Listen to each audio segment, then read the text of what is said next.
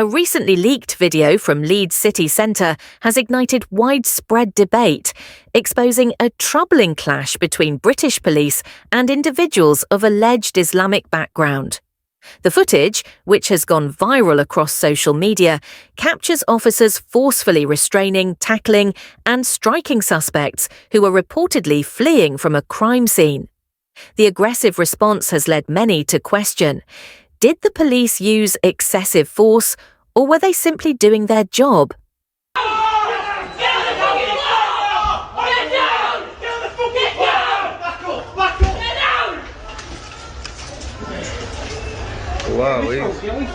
As tensions rise, onlookers and activists have taken to social media, expressing deep concerns over police conduct. Witnesses described the scene as chaotic and alarming, with some accusing officers of racial profiling and disproportionate violence. Community leaders argue that such heavy-handed tactics worsen public trust in law enforcement, especially within marginalized communities. But what exactly happened before the cameras started rolling? The full context remains unclear.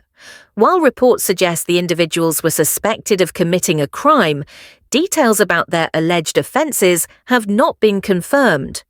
This lack of transparency has only fueled speculation and division, as some argue that without full context, the video could be misinterpreted. The bigger picture: policing, race and public trust.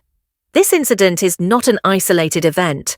Across the UK, there has been growing concern over the use of force by police, especially in diverse urban areas.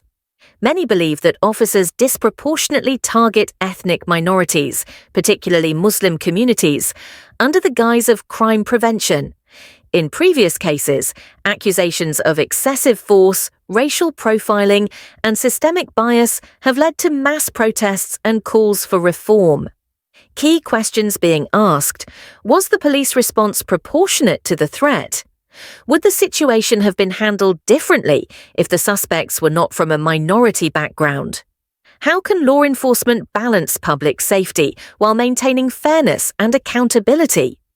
Activists and advocacy groups are now demanding an independent investigation into the officers' actions, stronger accountability measures for law enforcement, mandatory de-escalation training to prevent excessive force. Public reaction, division and controversy. The online response has been explosive. Social media platforms are filled with debates over the police's actions. Some users defend the officers, arguing that their job is to stop criminals and maintain public order. Others condemn the incident, claiming it reflects deeper issues of discrimination and a failure to protect civil rights. Here's what people are saying: if they were running from a crime scene, what did they expect? Of course, the police had to act fast.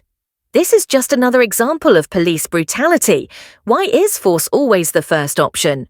Let's see the full story before jumping to conclusions. Videos can be misleading. As discussions intensify, public trust in policing is once again under scrutiny. The demand for fair and just law enforcement has never been louder, with many insisting that systemic change is needed to rebuild confidence in the police. What happens next? Could this incident lead to new reforms? With increasing pressure from civil rights organisations, the UK government may face renewed calls for police oversight reforms. This could include revising police training on force and de-escalation, establishing independent bodies to review use of force cases, encouraging stronger community engagement to rebuild trust. What do you think?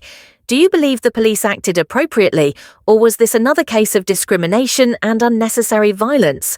Drop your thoughts in the comments. Don't forget to like, share, and subscribe for more updates on this developing story.